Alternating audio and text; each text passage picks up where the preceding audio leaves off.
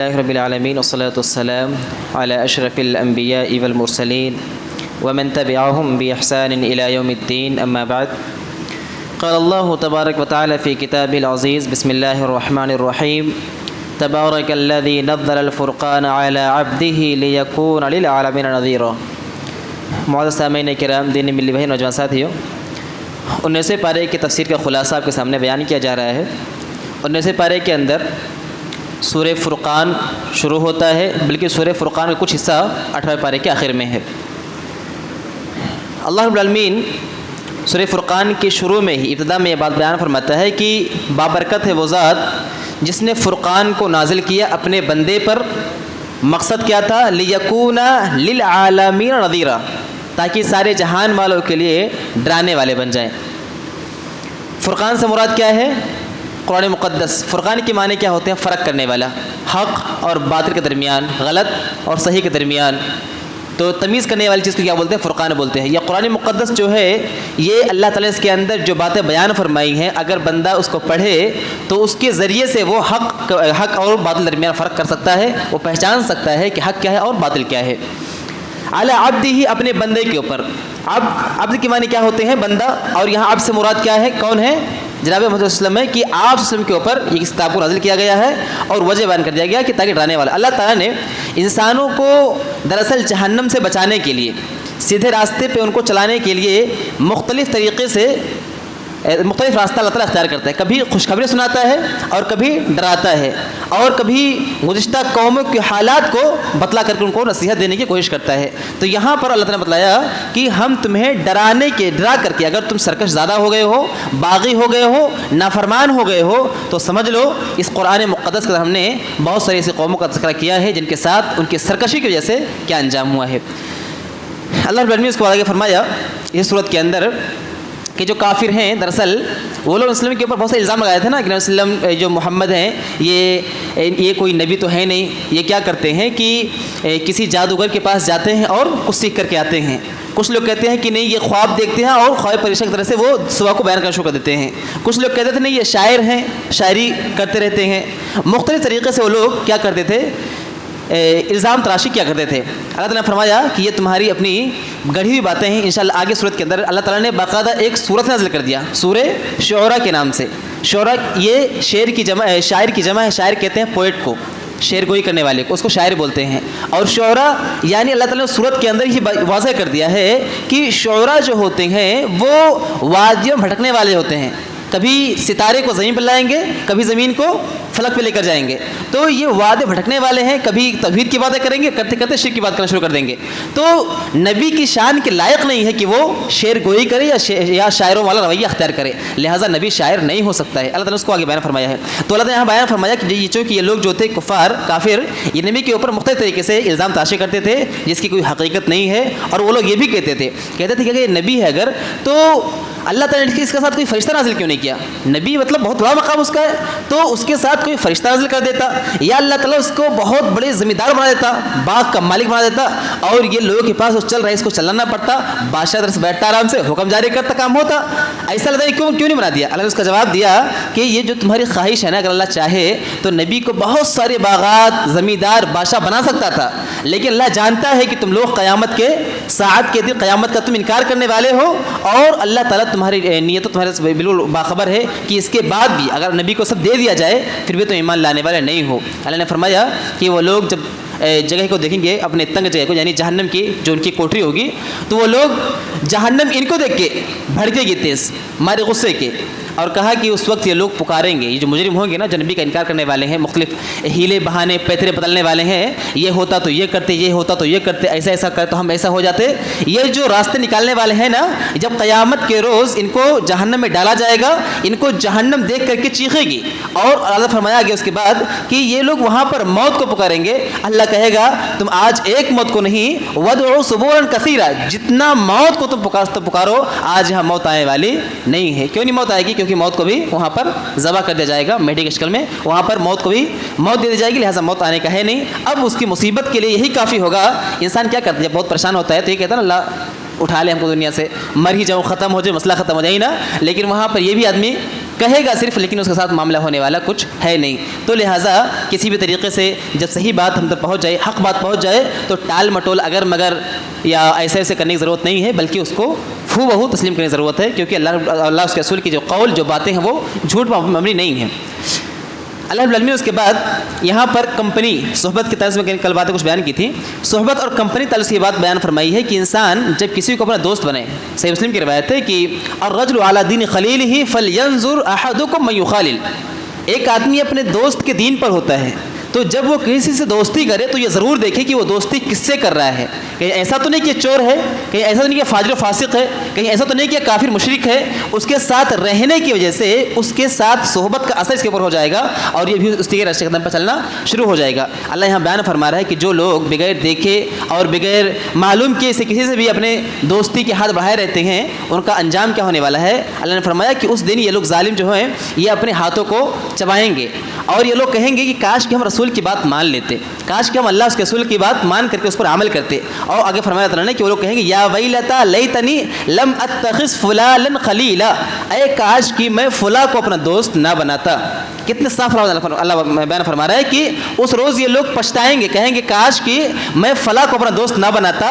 کیا وجہ ہوا بنانے کا نقصان کیا ہوا؟ لقد اضلنی عن الذکر بعد اذ جاءنی، اس دوست نے مجھے حق بات آنے کے بعد مجھے گمراہ کر دیا.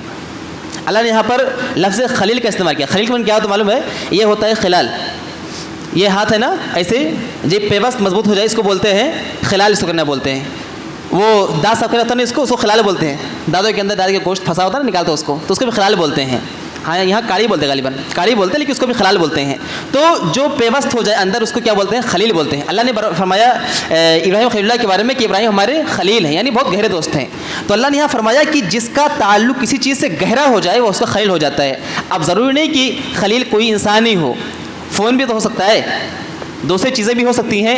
لوگوں کی صحبت بھی انسان کا خلیل بن سکتی ہے. کوئی عادت اس کی خلیل بن جائے، اس کے ساتھ چھوڑے ہی نہ، وہ سب اس کے خلیل کے اندر آتا ہے. اللہ نے یہاں بیان فرمایا کہ ایسی تمام وہ چیزیں جو اس کے پاس حق آنے کے بعد حق سے روکنے والی تھیں، وہ تمام اس کے اندر شامل ہیں. اس دن وہ کیا کرے گا؟ افسوس کرے گا اور کہے گا کاش کہ میں فلاں چیز کو اپنا دوست اپنا خلیل نہ بناتا، تو آج میں اس جہنم کی وادی کے اندر نہ بھٹکتا اور مجھے جہنم کی آگ سے دوچار نہ ہونا پڑتا. اللہ رب العالمین نے فرمایا کہ کل قیامت کے روز دیکھو نبی کتنا شفیق ہوتا ہے اپنے امت کو لے کر کے، کتنا اپنی امت سے کتنی محبت کرتا. وہ حدیث یاد ہے آپ لوگوں کو نا کہ نبی صلی اللہ علیہ وسلم نے فرمایا کہ میں اپنے امتیوں کو جہنم کی آگ سے بچانے کے لیے ان کی کمر کو پکڑ کر کے ان کو کھینچتا ہوں. وَلَكِنَّكُمْ تَقَحَّمُونَ فِيهَا، لیکن تم لوگ ہو کہ میرے ہاتھ کو چھڑا کر کے اس میں کودنا چاہتے ہو. نبی نہیں چاہتا میرے امتی جہنم میں جائے، وہ ہر ممکن کوشش کرتا ہے. اللہ نے یہاں بیان فرمایا لیکن وہی نبی کل قیامت کے روز اللہ کی بارگاہ میں مقدمہ دائر کرے گا. کیا بول کے کہے گا کہ وقال رسول یا ربی ان قوم اتخذوا هذا القرآن مہجورا، اے میرے پروردگار. دیکھو پورا قرآن پڑھ لیں گے آپ، نبی صلی اللہ علیہ وسلم کے تعلق سے آپ کو نہیں ملے گا کہ نبی نے کہیں پر اللہ کو یا ربی کہہ کر پکارا ہو. یہ واحد جگہ ہے سورہ فرقان کے اندر جہاں اللہ یہ بیان فرمایا کہ اس روز نبی کہیں گے یا ربی، اے میرے، یعنی بہت بڑا معاملہ ہے، بہت بڑا مسئلہ ہے. یہ کیا مسئلہ ہے؟ وہ یا ربی، اے میرے رب، بے شک میری قوم نے قرآن کو چھوڑ دیا تھا. اپنے سماج معاشرے کا، اپنے ہم گھرانے کا جائزہ لیں تو ایسا نہیں لگتا ہے کہ کل کو ہمارے ساتھ ایسا معاملہ ہونے والا ہے. اگر نبی ہمارے درمیان ہونے کے بعد اللہ کے سامنے یہ مقدمہ دائر کریں، اللہ یہ جو میری قوم ہے نا اس نے قرآن کو چھوڑ دیا تھا. اللہ نے فرمایا کہ اگر ایسا کوئی ہے نا تو گویا کہ وہ نبی سے دشمنی کرنے والا ہے. اور امام تیمیہ رحمۃ اللہ علیہ بہت پیاری بات کہی، کہا کہ قرآن کو چھوڑنا، چاہے اس کو سننے سے 3 طرح سے آدمی چھوڑ سکتا ہے، یا تو سنے ہی نہ سرے سے، یا سنے اس پر عمل ہی نہ کرے، یا پھر سنے تو لیکن اس کے مفہوم کو بدل کر کے لوگ درمیان بیان کرے. یہ تمام چیزیں کیا ہیں؟ قرآن سے دور کرنے کا طریقہ ہے. ابن تیمیہ نے کہا کہ اگر کوئی یعنی حاضر قرآن کو چھوڑنا گویا کہ نبی سے دشمنی کرنا ہے. کتنی صحیح بات ہے یہ کہ آدمی قرآن کو چھوڑتا ہے، اس کا مطلب کہ نبی سے وہ دشمنی کر رہا ہے. اس کا مطلب یہ ہوا کہ اگر کوئی کہے کہ مجھے نبی سے محبت تو ہے، ایمان تو لانے والا ہوں میں نبی پر، لیکن قرآن ہی نہ پڑھتا ہو، یا قرآن سنتا ہی نہ ہو، یا قرآن کے احکام پر عمل ہی نہ کرتا ہو، اس کا مطلب یہ ہے کہ وہ اپنے دعوے کے اندر جھوٹا ہے. ایسا ہو ہی نہیں سکتا ہے کہ وہ نبی سے محبت بھی کرے اور قرآن سے دوری رکھے, قرآن کو پڑھے ہی نہ, قرآن کو سنے ہی نہ, قرآن کی تعلیمات و عمل کرے ہی نہ. ایسا ممکن نہیں ہے. اللہ نے فرمایا کہ کل قیامت کو روز نبی وسلم یہ شکایت لفظ کریں گے, یہ مقدمہ کریں گے, اللہ دائر کریں گے, اللہ یہ میری قوم جو ہے یہ قرآن کو چھوڑنے والی تھی, قرآن کو چھوڑ دیا تھا اس نے. اللہ رب العالمین نے اس کے بعد بیان فرمایا کہ جہنمی جو ہیں ان کی صورتحال کی کہا کہ الذین یحشرون علی وجوہہم الی جہنم. دنیا کے اندر انسان مصیبتوں کا سامنا کرتا ہے تو کہیں نہ کہیں جھیل لیتا ہے, یا انسان کے پاس کتنی بڑی مصیبت آ سکتی ہے لیکن کہیں نہ کہیں اس کا مداوع کا راستہ ہوتا ہے.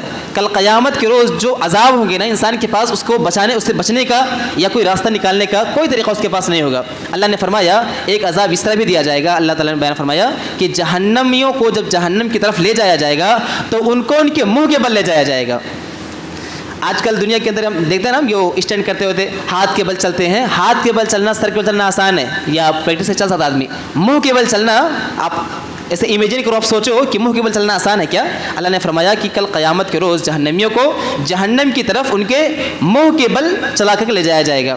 صحابہ کرام نے پوچھا وسلم ایسا کیسے ہوتا ہے, منہ کے بل کیسے چل سکتے ہیں؟ نے فرمایا کہ جو رب انسان کو ان کے پیروں پہ چلانے پر قادر ہے وہ رب انہی بندوں کو اس کے منہ پر چلانے پر قادر ہے, لہٰذا جہنم کے ساتھ ایسا ہی معاملہ ہونے والا ہے. اللہ نے فرمایا کہ یہ لوگ بہت ہی بدترین لوگ ہیں جن کا یہ معاملہ ہونے والا ہے. اللہ رب العالمین نے اس کے بعد عباد الرحمن نیک بندوں کی صفات تقریباً 11 صفات بیان فرمائی ہیں. چند ایک اس میں سے میں بیان کر دوں سامنے. اللہ نے فرمایا کہ اللہ کے نیک بندے جو ہوتے ہیں وہ لوگ زمین کے اوپر اکڑ کے نہیں چلتے ہیں, بہت نرم چال چلتے ہیں. اور ظاہر سی بات ہے جو اللہ کے بندے ہوں گے نا وہ زمین کے اوپر بوجھ نہیں ہوتے ہیں, وہ زمین کے اوپر وہ بوجھ نہیں ہوتے ہیں جو اللہ کے بندے ہوتے ہیں. لیکن جو نافرمان ہیں, جو اللہ اس کے رسول کی نافرمانی کرنے والے ہیں, دن رات اسی کے اندر لگے ہوئے ہیں, وہ زمین کے اوپر کیا ہوتے ہیں, بوجھ ہوتے ہیں. وہ زمین پر وہی لوگ اکڑ چلتے ہیں. اللہ نے فرمایا اس کے بعد کہ اللہ کے جو بندے ہیں عباد الرحمن کی ایک صفات یہ بھی ہے کہ جب وہ جاہلوں سے ملاقات ان کی ہوتی ہے, سابقہ پڑتا ہے, کہیں جا رہے ہیں کہیں بیٹھے ہیں, اگر جاہل سے اس کا سابقہ ہو گیا, مٹ بھیڑ ہو گیا جاہل سے, تو وہ ان سے بحث نہیں کرتے ہیں, چاہے وہ سامنے والا گالی گلوچ دے, برا بھلا بولے. تو یہ عباد الرحمن کی صفت ہوتی ہے. وہ کہتے ہیں قالوا سلاما, بھائی سلام, ہم چل رہے ہیں, ٹھیک ہے, تم اپنی جگہ پر ٹھیک, میں اپنی جگہ پر ٹھیک, ہمیں تم سے بحث نہیں کرنی ہے. امام تیمیہ نے کہا اور دوسرے بہت سے مفسرین نے کہا کہ اللہ تعالیٰ یہ بتلا رہا ہے نا کہ برائی کو برائی سے دور نہیں کرنا چاہیے. اس کا مطلب یہ ہوا نا کہ اب یہیں کوئی بچہ پیشاب کر دے, اب اس کو صاف کرنا ہو تو پیشاب صاف کریں گے, اس کے اوپر کیا ڈالیں گے, پانی ڈالیں گے نا. گندگی ہے, کیچڑ لگ جائے تو کیچڑ صاف نہیں کیا جائے گا, اس کو پانی صاف کیا جائے گا, یعنی جو پاکیزہ چیز ہے. تو اگر کوئی جاہل جہالت کی بنیاد پر کسی کو گالی گلوچ دے, برا بھلا بولے, تو اس کا یہ جواب نہیں بنتا ہے کہ اب اس کو دفاع کرنے کے لیے, بچاؤ کے لیے ہم بھی گالی گلوچ دیں. اللہ نے فرمایا جو اللہ کے بندے عباد الرحمن ہوتے ہیں نا وہ ایسا نہیں کرتے, وہ سلام بھائی سلام چل کے آگے نکل جاتے ہیں, ان سے بحث نہیں کرتے ہیں. گالی کا جواب گالی سے نہیں دیتے ہیں. ہمارے بولتے ہیں نا اینٹ کا جواب پتھر سے, شریعت نے کہا ایسا نہیں ہونا چاہیے. کوئی اینٹ کا جواب اگر دے رہا ہے نا تو اس کو آپ پھول دو, آپ تو ٹھیک ہے بھائی, خوش ہے تو خوش رہ. اللہ نے فرمایا اس کے بعد کہ عباد الرحمن کی صفات یہ بھی بیان کی گئی ہیں کہ والذین یبیتون لربہم سجدا وقیاما, کہا کہ اللہ کے جو بندے عباد الرحمن ہوتے ہیں ان کی راتیں گزرتی ہیں سجدے اور قیام کی حالت میں. دیکھو راتیں ہر کوئی گزارتا ہے, سوتا اپنی رات, سب کی رات اپنی ہوتی ہے نا. کوئی اپنی بیوی کے ساتھ گزارتا ہے, کوئی کاروبار کے لیے گزارتا ہے, کوئی اور دوسری پلاننگ کے لیے گزارتا ہے, بزنس کے لیے, میٹنگ کے لیے گزارتا ہے, بہت سارے کام کے لیے آدمی راتیں گزارتا ہے اپنا اپنا. اللہ نے فرمایا جو میرے بندے ہوتے ہیں نا وہ راتیں تو گزارتے ہیں لیکن ان کی مختلف, یعنی ان کا جو نمایاں انوکھا رات ہوتا ہے ان کا, وہ یا تو سجدے میں ہوتے ہیں یا پھر قیام کی حالت میں ہوتے ہیں. تو یہ اللہ کے یعنی عباد الرحمن کی صفات بیان کی جا رہی ہیں کہ وہ لوگ راتیں گزارتے ہیں تو اللہ کے لیے یا تو سجدے میں ہوتے ہیں, سجدے کی حالت میں تو اللہ سب سے قریب ہوتے ہیں, قیام کی حالت میں ہوتے ہیں تو وہ قرآن کی تلاوت کر رہے ہوتے ہیں. تو اللہ کی راتیں گزارنے میں فرق دونوں ہے سب میں نا. کوئی بیوی کے لیے گزار رہا ہے, کوئی بزنس کے لیے, کوئی اسکول, کوئی اور کام کے لیے, اور کوئی اللہ کے لیے گزار رہا ہے, تو فرق ہے نا راتوں گزارنے میں. تو اللہ کے جو بندے ہوتے ہیں عباد الرحمن وہ اپنی راتوں گزارتے ہیں سجدے اور قیام کی حالت میں.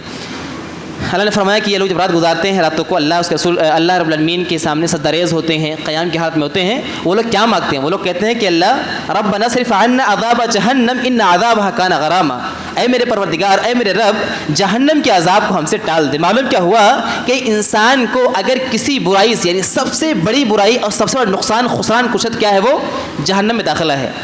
سب سے بڑی کامیابی کیا ہے؟ وہ جنت کو پا جانا ہے. سب سے بڑی ناکامی اور خسران نقصان کیا ہے؟ وہ جہنم میں جانا ہے. تو یہ جو اللہ کے عباد الرحمان جو ہیں، جو نیک بندے ہوتے ہیں، وہ لوگ اللہ سے سجدے میں راتوں کو یہی مانگتے ہیں. کیا بولتے ہیں؟ اللہ تو ہمیں جہنم کی آگ سے بچا لے، سب سے بڑی ناکامی سے ہم کو بچا لے. اور اس کا فرمایا کہ وہ لوگ صفات بیان کرتے ہیں. کیا؟ اللہ جہنم کا عذاب جو نا غرام، غرام معلوم کس کو بولتے ہیں؟ مغرم. وہ غالباً دعا آپ لوگ یاد کیا ہے کہ قرض سے بچنے کی دعا، قرض کے ادائیگی کے لیے دعا ہے نا، اس میں مغرم کا لفظ آیا ہے. اور نماز ہم پڑھتے ہیں آخر میں من الماء سے المغرم. تو مغرم کے معنی معلوم کیا ہوتا ہے؟ مغرم کے معنی ہوتے ہیں چمٹنا، پکڑنا.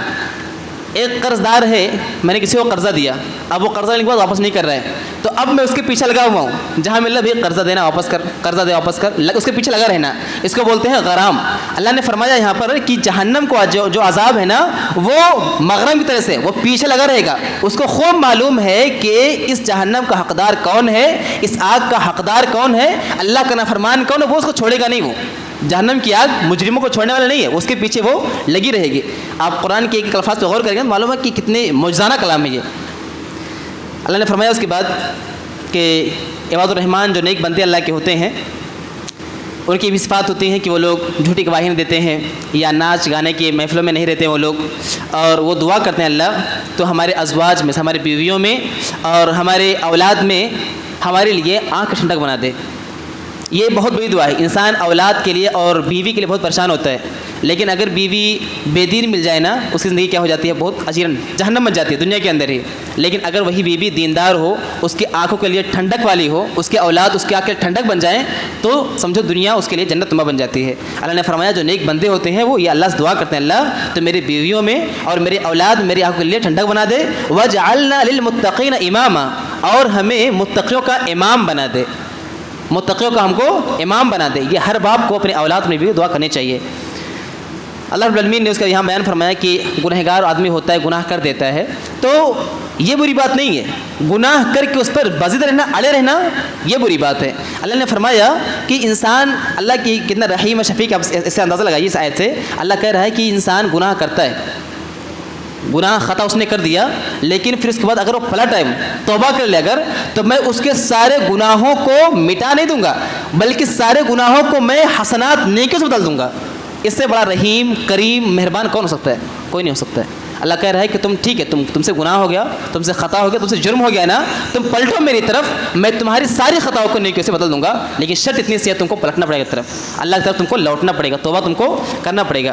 پھر سورہ شورا میں نے پہلے بیان کیا کہ شورا کے اللہ تعالیٰ نے بیان فرمایا کہ نبی شاعر نہیں ہے، کیونکہ شاعر کی صفت یہ ہوتی ہے کہ ادھر ادھر کی باتیں کرتے رہتے ہیں، ان کا کوئی دنیا نہیں ہوتا، ایک کبھی ادھر کبھی ادھر کبھی ادھر کبھی ادھر. تو نبی کے لیے شاعر نہیں ہے کہ وہ شاعروں والی بات کرے. پھر اس کے بعد اللہ نے فرمایا کہ سورہ نمل شروع ہوتی ہے، اور سورہ نمل بہت مشہور سورہ ہے، تقریباً سنتے رہتے ہیں ہم لوگ نا. صلی اللہ علیہ وسلم کا اس کے اندر واقعہ ہے. نمل جو چوٹی ہوتی ہے، اللہ تعالیٰ صلی اللہ علیہ وسلم کو بہت ساری چیزیں معجزات کے طور پر عطا کرتے ہیں. ان کو بادشاہت، ہواؤں پر ان کی بادشاہت ہے، اور بارش کے اوپر بھی ان کی بادشاہت ہے، پرندوں کی اور چوٹیوں کی آواز سمجھتے سنتے ہیں، وہ ان سے بات کرتے ہیں. وہ تو ایک روز وہ اپنے لشکر کے ساتھ کہیں جا رہے ہوتے ہیں، تو جو چیٹیوں کی سردار ہوتی ہے وہ کہتی ہے کہ چیٹی، جوان چیٹیوں اپنی بلوں کے اندر، سوراخ کے اندر گھس جاؤ، کیونکہ سلیمان اس کا لشکر کہیں تم کا کہیں وہ کچل نہ دے.